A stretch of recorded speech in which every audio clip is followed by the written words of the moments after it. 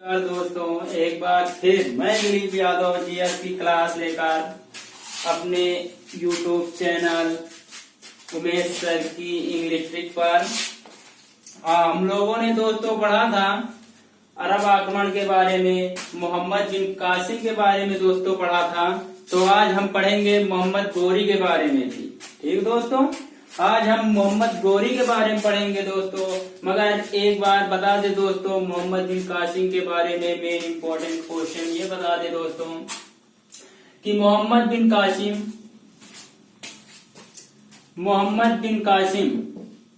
दोस्तों, मोहम्मद लिख दिया समझ लेना। मोहम्मद बिन कासिम 712 में सिंध पर अटैक करता है दोस्तों। कहां अटैक करता है?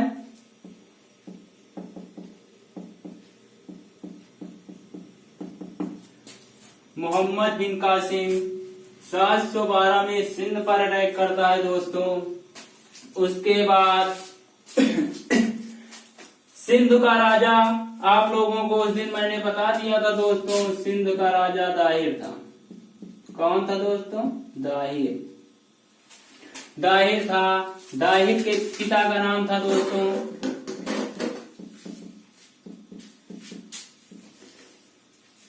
चाच था दोस्तों।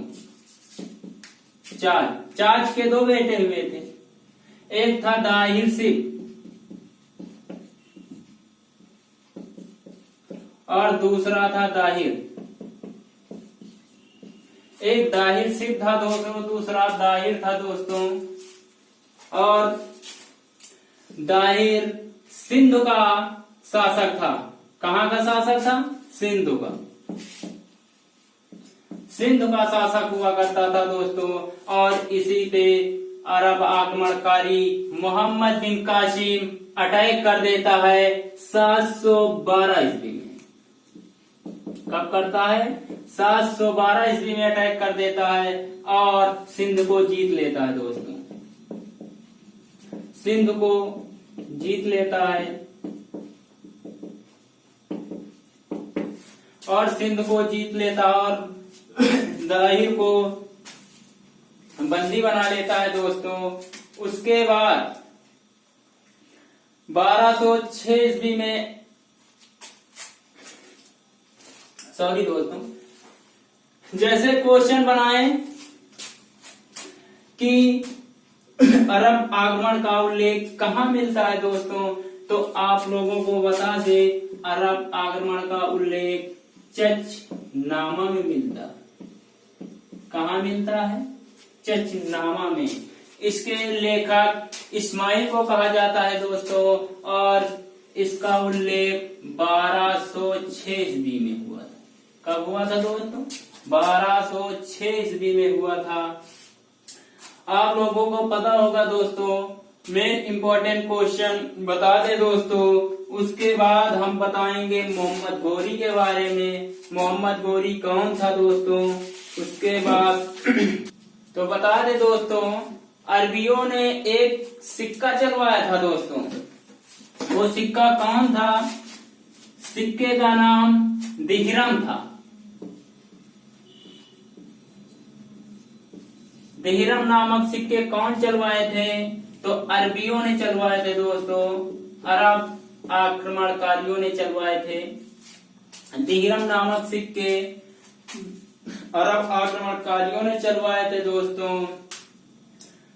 और दोस्तों एक चीज ये बता दें, मोहम्मद बिन कासिम एक कर लेकर आया था। ये तो वो पहली क्लास में पार्ट 1 में हम लोगों ने बता ही दिया है दोस्तों। पार्ट 1 में एक कर जिसका नाम था जजिया कर।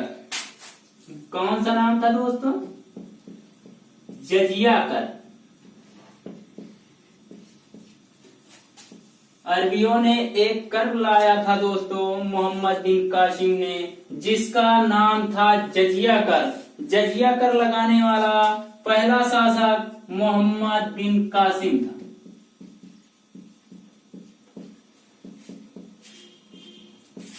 कौन था दोस्तों? मोहम्मद बिन कासिम था। और दोस्तों एक चीज ये बता दें, मोहम्मद बिन कासिम जजियागर गैर मुसलमानों और ब्राह्मणों पर लगाया था दोस्तों। जजिया कर गैर मुसलमानों और ब्राह्मणों पर लगाया था। आप लोगों को पार्ट 1 में दोस्तों मैंने बता दिया था दोस्तों कि दाहिर एक ब्राह्मण था दोस्तों, दाहिर एक ब्राह्मण था। उसके बाद मोहम्मद बिन कासिम के बाद तुर्क आक्रमणकारी अल्पतगीन दोस्तों, तुर्क आक्रमणकारी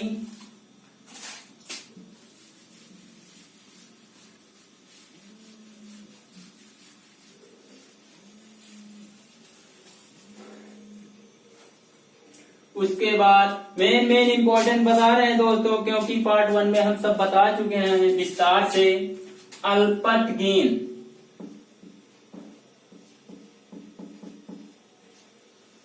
अल्पतगीन ये मोहम्मद बिन कासिम का दामाद था दोस्तों, और इसके लड़के का नाम इसके दामाद का नाम था सुबुक्तगीन।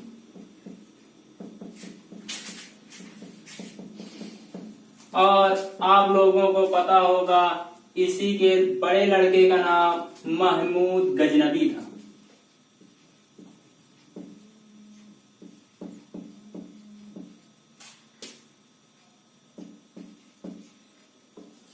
दोस्तों फिर महमूद गजनबी का नाम सुना ही होगा दोस्तों, बहुत विस्तार से हम बताए हैं, मगर मेन इंपॉर्टेंट क्वेश्चन बता रहे हैं दोस्तों। मोहम्मद गजनबी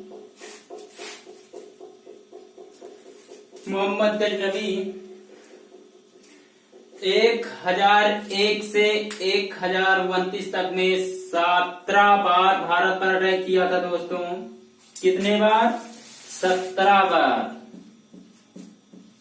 17 बार अटैक करता है, मगर एक बार भी हारता नहीं है। 17 बार भी जीत जाता है दोस्तों। 17 बार अटैक करता है। मेन इसका दोस्तों है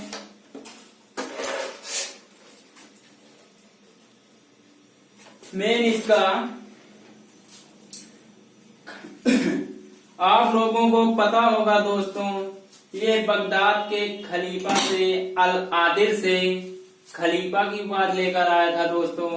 ये उस क्लास में नहीं बताए थे, मगर मेन इंपॉर्टेंट क्वेश्चन है दोस्तों। खलीफा का मतलब है दोस्तों सुल्तान की उपाधि लेकर आया था।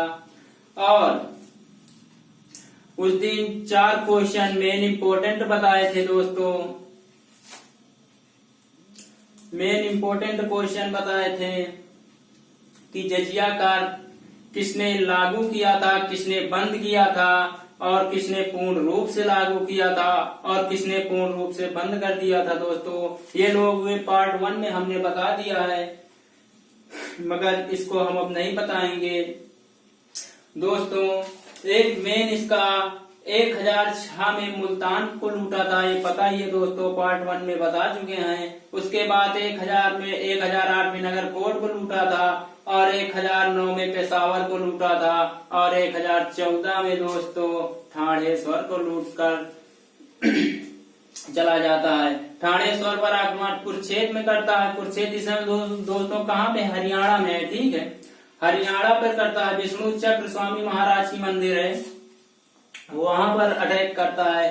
और 1025-26 में सोमनाथ मंदिर को लूट लेता है, और वही मंदिर वहां का राजा दोस्तों भीमसेन प्रथम होता है दोस्तों। वहां का शासक भीमसेन प्रथम होता है। तो ये पता ही होगा दोस्तों।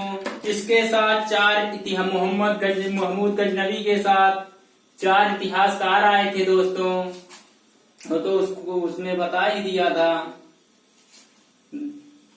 अब अपने टॉपिक मोहम्मद गोरी के बारे में हम बताएंगे दोस्तों। मोहम्मद गोरी,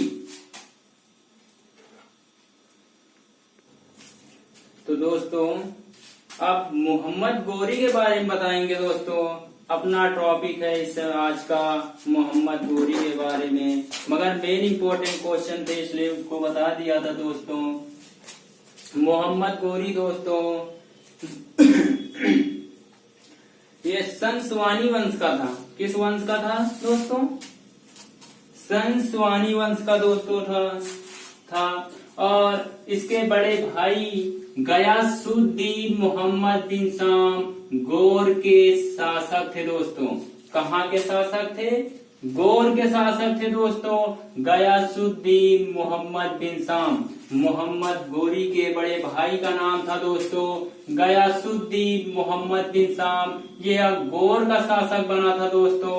उसके बाद 1163 और 1202 तक इसने शासन किया था गौर में। उसके बाद दोस्तों तुर्कों पर आक्रमण कर देता है दोस्तों। कौन तुर्कों पर आक्रमण कर देता है? मोहम्मद गौरी का बड़ा भाई दोस्तों।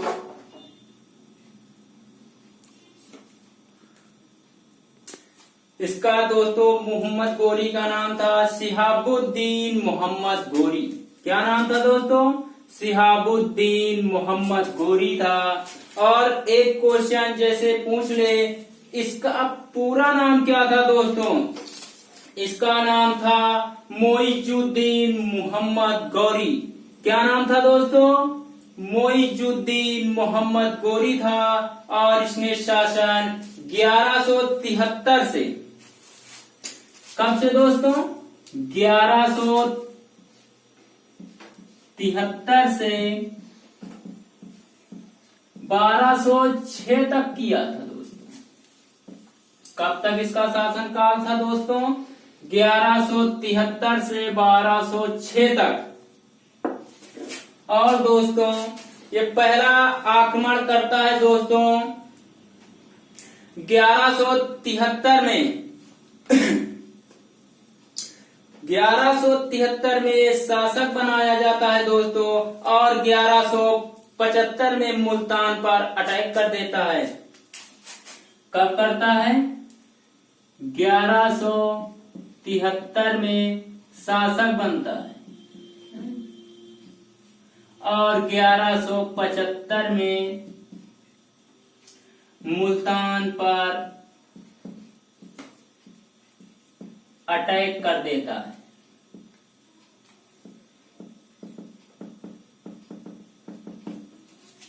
कब करता है? 1175 में मुल्तान पर अटैक कर देता है और 1173 में शासक बनता है दोस्तों। और 1175 में मुल्तान पर अटैक कर देता है। और अटैक करने के बाद यहाँ के मुसलमानों को पराजित कर देता है दोस्तों। उसके बाद आप लोगों ने सुना होगा 1178 में ये गुजरात पाटन पर अटैक करता है। ये दोस्तों महमूद गजनवी धन और दौलत लूटने के लिए यहाँ पर आया था और ये तुर्क साम्राज्य का विस्तार करने आया था दोस्तों। आप लोगों को हम बताएंगे आगे चलकर कि ये कहाँ पर अपना तुर्क साम्राज्य का वो किया था दोस्तों। तो ठीक है दोस्तों, उसके बाद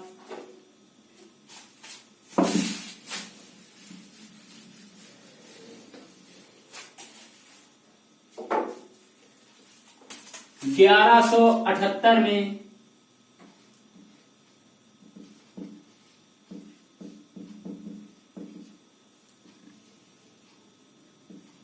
ये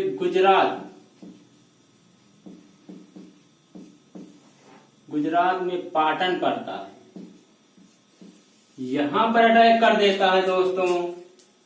कहां पर? गुजरात में एक पाटन है, यहीं पे अटैक कर देता है। और यहां का चालुक्य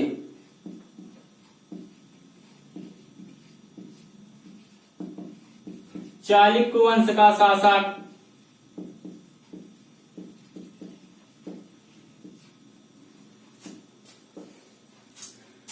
चालुक्य वंश का शासक जो था भीम सेकंड था दोस्तों, भीम सेकंड।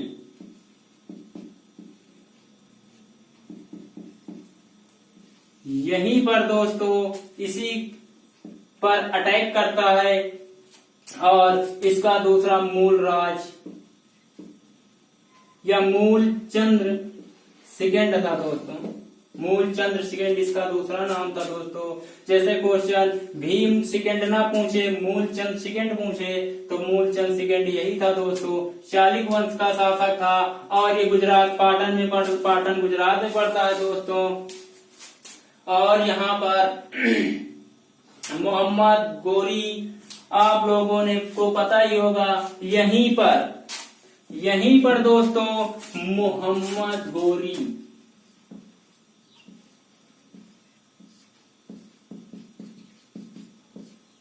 की पराजय होती है।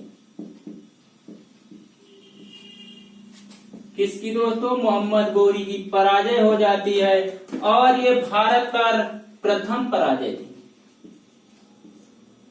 ये मोहम्मद गोरी की प्रथम पराजय थी और मोहम्मद गोरी भाग जाता है दोस्तों फिर से गौर को। और उसके बाद ये दोस्तों अपनी दादी की सहमत से यहाँ पर ये मोहम्मद गोरी को हराया था और उनके दादी का नाम था दोस्तों नायिका देवी। क्या नाम था? नायिका देवी।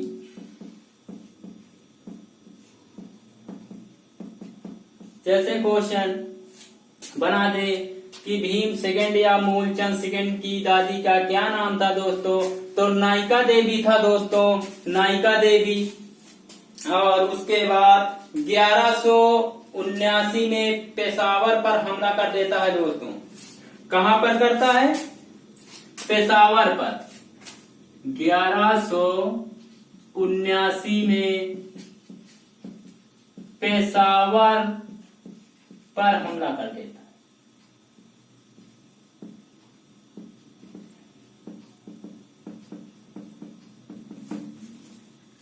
दोस्तों 1179 में पेशावर पर हमला कर देता है दोस्तों। आप लोगों को पता होगा पेशावर इस समय में पाकिस्तान में। कहाँ है दोस्तों? पाकिस्तान में है। 1179 में पेशावर पर हमला कर देता है और दोस्तों पेशावर को जीत लेता है। 1179 में पेशावर पर हमला करता है और पेशावर को जीत लेता है दोस्तों। उसके बाद फिर 1185 का 1185 में, हाँ दोस्तों एक चीज ये बता दें, 1176 में गोरी सिंध पर अटैक करता है। पर क्वेश्चन बनाए तो गोरी 1176 में सिंध पर अटैक कर देता है। वहां पर उच्च या भट्टी राजपूतों का शासन था, उच्च या भट्टी शासन था, वहां पर अटैक कर देता है। उसके बाद 1185 में सियालकोट, कहां पर दोस्तों?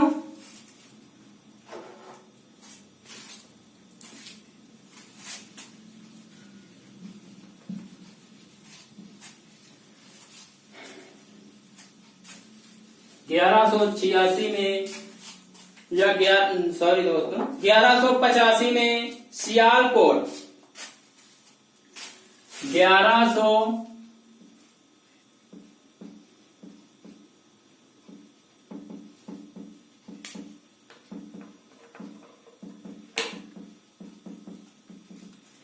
सियालकोट पर आक्रमण कर देता है दोस्तों।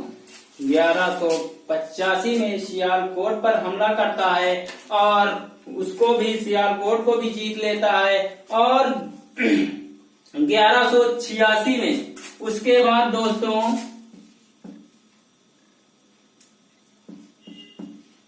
1186 1186 में 1186 में लाहौर पर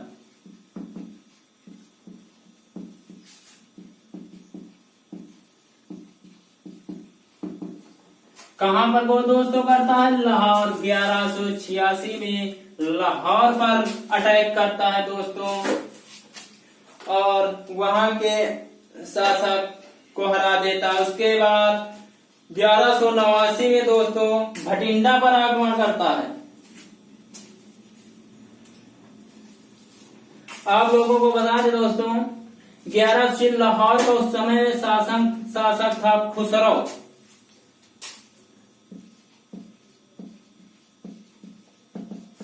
किसका शासनकाल था दोस्तों? खुसरो का शासनकाल था। और खुसरो और उसके बाद 1189 में भटिंडा। कहा दोस्तों? 1189 में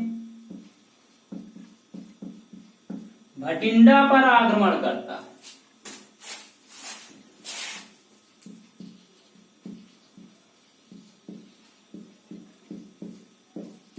कहां पर आक्रमण करता है? 1189 में भटिंडा पर आक्रमण करता है और दोस्तों भटिंडा को भी जीत लेता है दोस्तों और वहां के शासक को बंदी बना लेता है। उसके बाद एक मेन इंपॉर्टेंट क्वेश्चन पूछ सकता है, क्वेश्चन पूछेगा तराइन का प्रथम युद्ध दोस्तों 1191 में। कब वो दोस्तों? 1191 ईस्वी में तराइन का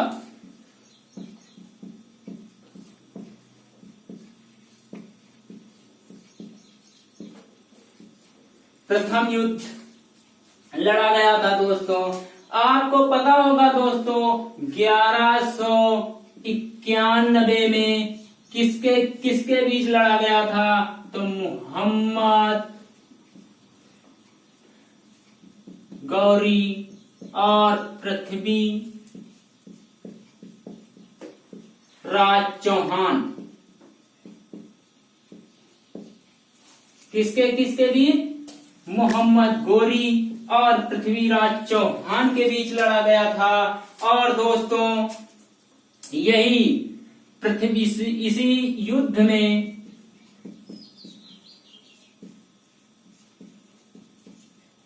पृथ्वीराज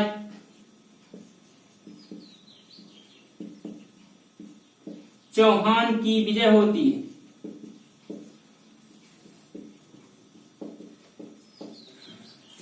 दोस्तों मोहम्मद गौरी की दूसरी हार थी। ये मोहम्मद गौरी की ये दूसरी हार थी दोस्तों।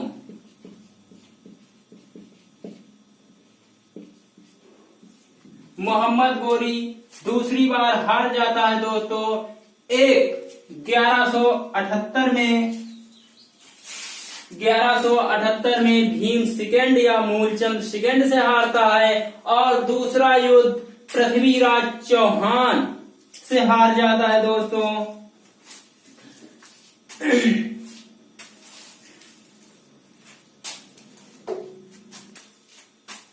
तो दोस्तों 1191 में तराइन के प्रथम युद्ध में 1191 में तराइन के प्रथम युद्ध में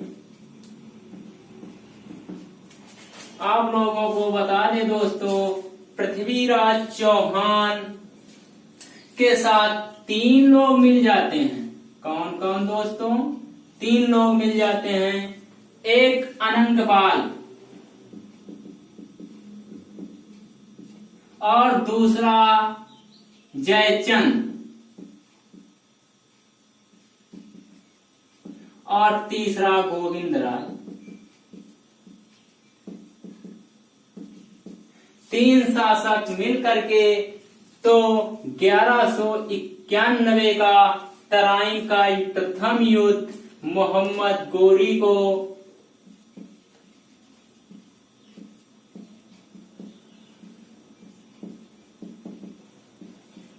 हरा देते हैं दोस्तों। यह अनंगपाल लोगों इतिहासकारों ने बताया है दोस्तों, अनंगपाल पृथ्वीराज चौहान का नाना था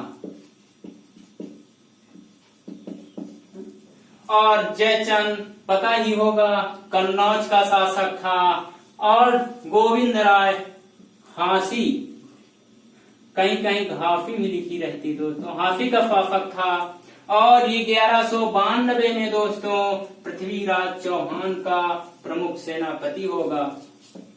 आगे बताएंगे दोस्तों। उसके बाद आता है 1192 का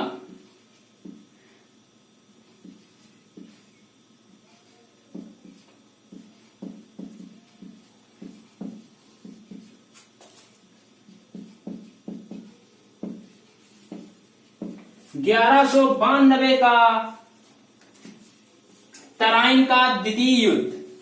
1192 का तराइन का द्वितीय युद्ध आता है दोस्तों। यही द्वितीय युद्ध में मोहम्मद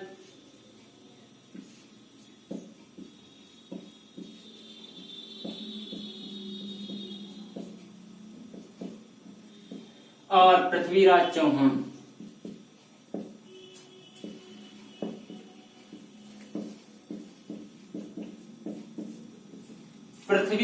चौहान और मोहम्मद गोरी के बीच होता है और इसमें मोहम्मद गोरी की जीत होती है दोस्तों।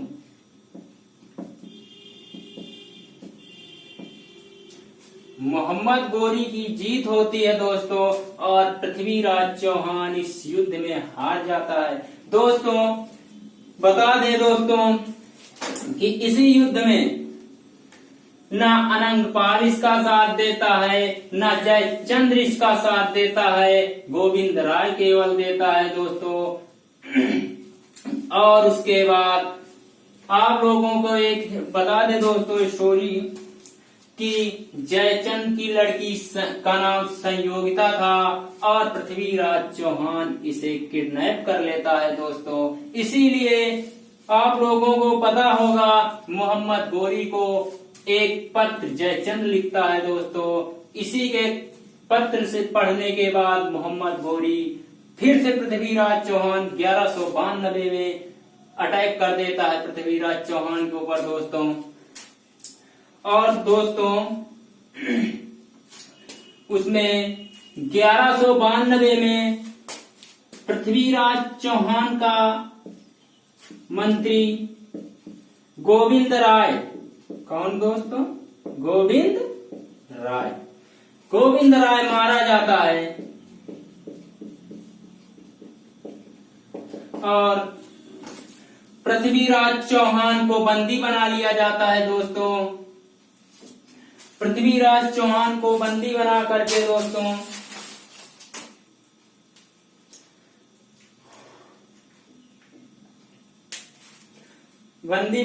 उसको बंदी बना लिया जाता। उसके बाद यहीं पर मोहम्मद गोरी ने दोस्तों मुगल मुस्लिम साम्राज्य की स्थापना करता है दोस्तों। तराइन के द्वितीय युद्ध में मुस्लिम साम्राज्य की वास्तविक स्थापना करता है दोस्तों मोहम्मद गोरी। उसके बाद 1193 में, कब दोस्तों? 1193 में दिल्ली को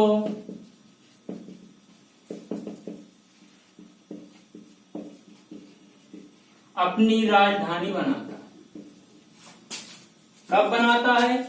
1193 में दिल्ली को अपनी राजधानी बनाता है दोस्तों। उसके बाद 1193 में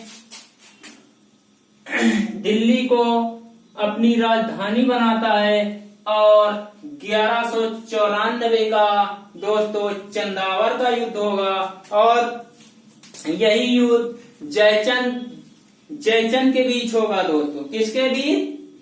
जयचंद के बीच होगा। थोड़ा मिटा देते हैं। तो दोस्तों, तराइन के प्रथम युद्ध में पृथ्वीराज चौहान जीत जाता है और तराइन के द्वितीय युद्ध में 1192 में लड़ा जाता है दोस्तों। तो उसमें मोहम्मद घोरी की विजय होती है। उसके बाद दोस्तों 1194 में चंदावर का युद्ध होता है।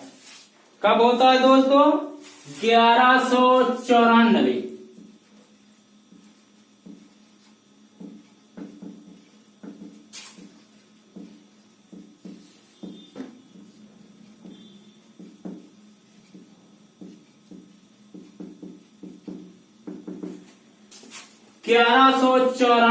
में ईस्वी में चंदावर का युद्ध होता है और ये युद्ध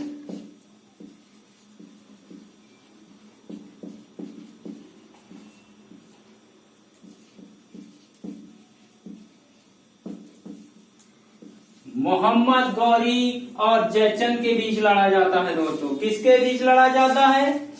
मोहम्मद गौरी और जयचंद के बीच लड़ा जाता है दोस्तों। और ये दोस्तों चंदावर इस समय में इटावा और कन्नौज के बीच में है। कहां पर है? इटावा और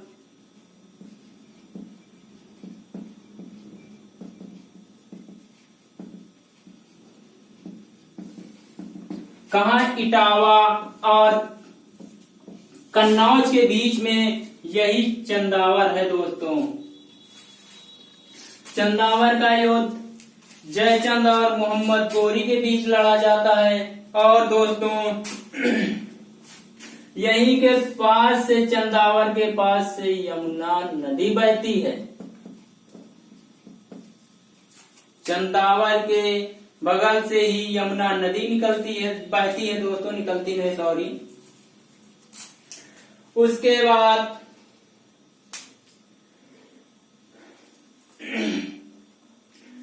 उसके बाद 1194 मेरठ, अलीगढ़, कन्नौज और वाराणसी, बहुत सारे अवध, कौशल, कौशिकपुर, बहुत सारी जगह पर मोहम्मद गौरी का राज और शासन हो जाता है दोस्तों।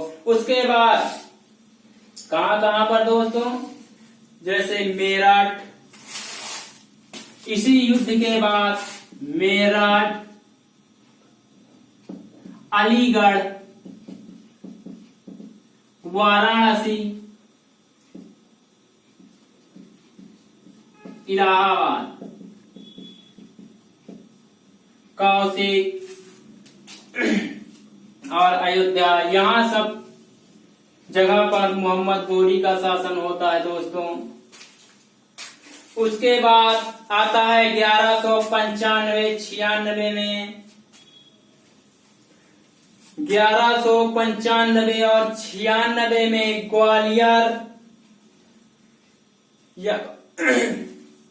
ग्वालियर को जीत लेता है दोस्तों। उसके बाद 1195 और 96 में 1195 और 96 ग्वालियर को लूट लेता है, यानी जीत लेता है। कौन जीत लेता है? मोहम्मद गौरी। कौन जीता दोस्तों? मोहम्मद गौरी जीत लेता है, ग्वालियर को जीत लेता है। उसके बाद दोस्तों 1205 ईस्वी में, हाँ एक चीज बता दे दोस्तों, 1196 ईस्वी को, 1196 ईस्वी को दोस्तों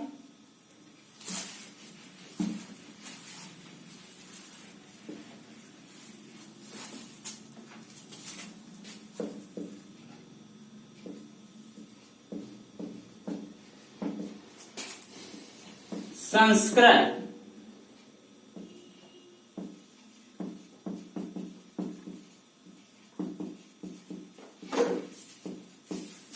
ये कहाँ था दोस्तों? अजमेर में। संस्कृत विश्वविद्यालय अजमेर में था दोस्तों। इसको तोड़वा करके 2.5 दिन का झोपड़ा बनवाता है। 2.5 दिन का झोपड़ा एक मस्जिद बनवाता है।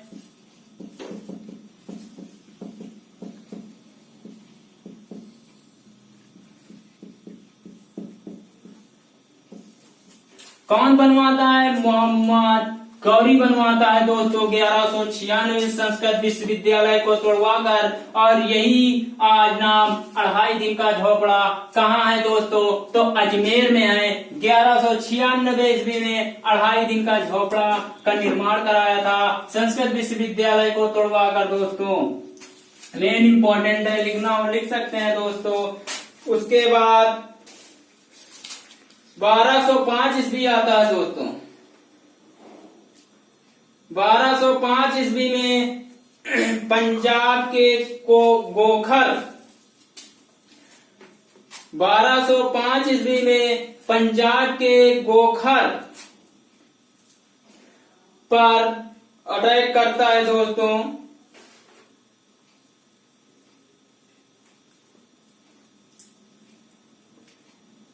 बारह सौ पांच में गोखरों पर अटैक करता है और गोखरों को हरा करके चला जाता है दोस्तों। उसके बाद 1206 में दोस्तों सिंधु नदी के किनारे, कहा? 1206 में सिंधु नदी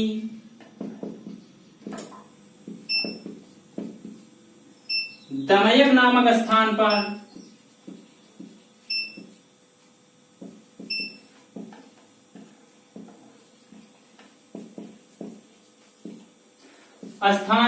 इसकी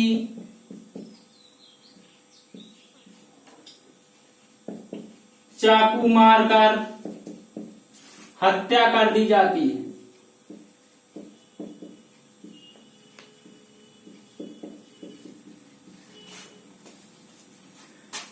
बारह सौ छह ईस्वी में सिंध नदी के किनारे दमयक नामक स्थान पर इसको कोखर जात ने चाकू मारकर इसको हत्या कर देते हैं। और ये इसको गजनी में दफनाया गया था दोस्तों। कहाँ दफनाया गया था? इसको गजनी में।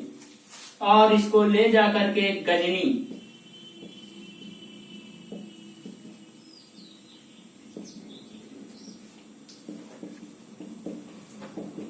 कहाँ दोस्तों दफनाया गया था? गजनी में दफनाया गया था।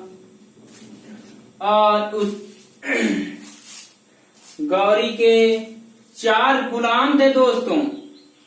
एक थे यलदौज, पहला नाम यलदौज, 4 गुलाम।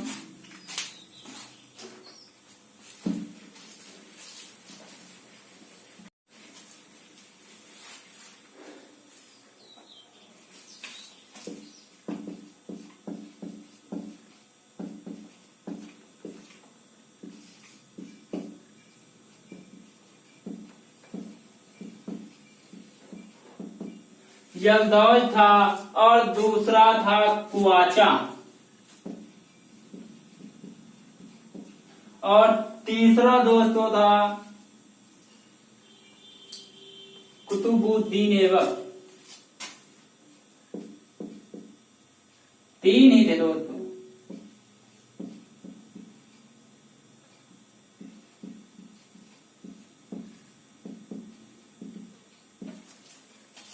कुआचा, यलदौज, कुतुबुद्दीन ऐबक।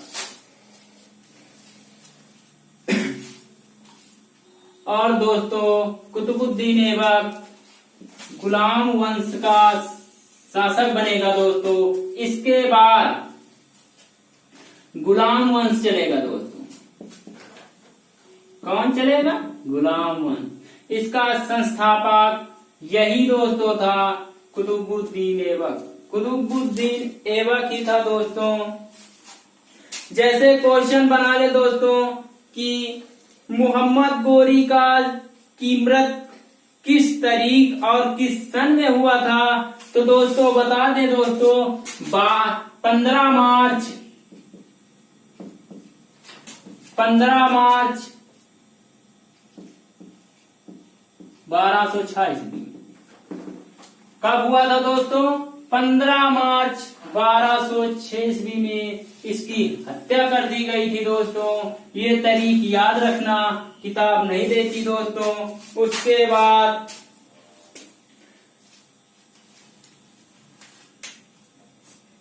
इसके साथ